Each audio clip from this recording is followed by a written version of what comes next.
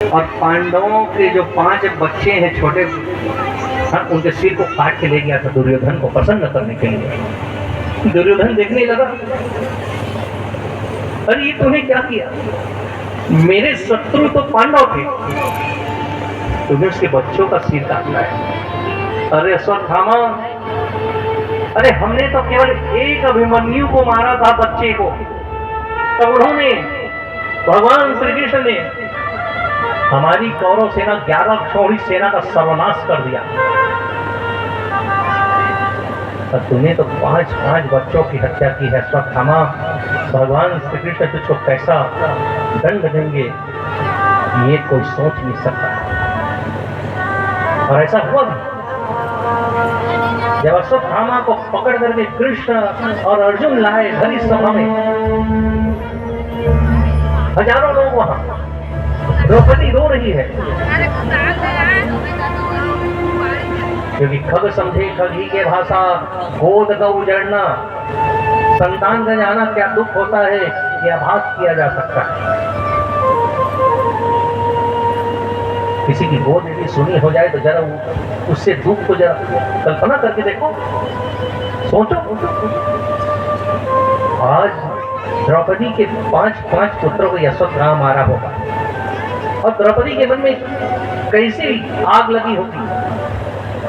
इसलिए उस बंदी अश्वत्थामा को जब भरी सभा में लाया गया तो युधिष्ठिर महाराज कहने लगे कि हे द्रौपदी, हमारे पुत्रों का हत्यारा तुम्हारे सामने खड़ा है, तुम बता इसके साथ क्या करेगी।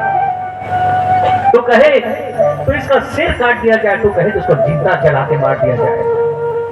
तू बोल बस, यदि तू कहे तो इसको कई गज नीचे धरती में जिंदा काट दिया जाए, जहां तरफ क्यों मरे। तो कहे तो इसको हाथी के पांव के नीचे कुचला के मार दिया जाए। युधिष्ठिर बहुत से दंड के नाम सुझा रहा है, लेकिन भगवान जो वहां द्वारकाधीश खड़े हो कहने लगे, सब दंड से बड़ा मेरा दंड है। याद रखना, भगवान श्री कृष्ण सब सुन रहे हैं, और आज भी यदि कोई अत्याचारी इस धरती पर होगा वो भी कान खोल के सुन ले, या भविष्य में कभी अत्याचारी बनने का प्रयत्न करे वो भी कान खोल के सुन ले, कि कोई देखे ना सुने। पर भगवान श्री हरि, मेरा श्री नारायण, ये देखता है और तय करता है कि तुम्हारे साथ क्या होगा। तो ये कर्म भूमि है, यहां से कोई बच के नहीं गया है। अच्छा कर्म करोगे अच्छा ही फल मिलेगा,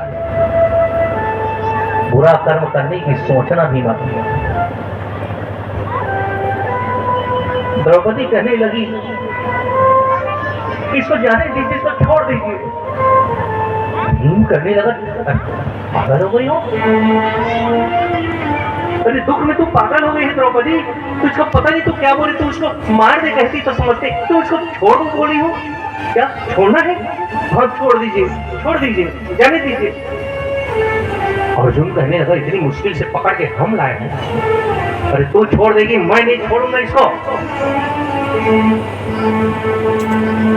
जाने दीजिए। हे आर्यपुत्र, हे कुंती पुत्र, जाने दीजिए इसको, अश्वत्थामा को जाने दीजिए। भगवान श्री कृष्ण भी चौंक गए, ये कैसी घटना हो रही है। द्रौपदी जैसी वीरांगना जो एक इशारा करे तो अश्वत्थामा के चिथड़े उड़ जाएंगे, क्योंकि पृथ्वी की सम्राट युधिष्ठिर की धर्म पत्नी है, उनका एक संदेश होता, एक इशारा होता, अश्वत्थामा कहां जाता पता, चींटियों का भोजन तक नहीं बनता। ये कहती छोड़ दो, पर क्यों क्यों ऐसा क्यों कह रही है? द्रौपदी कहने लगी कि जैसे आज मेरी हरी भरी गोद सुनी हुई है, मैं अपने संतान के बगैर तड़प रही हूं,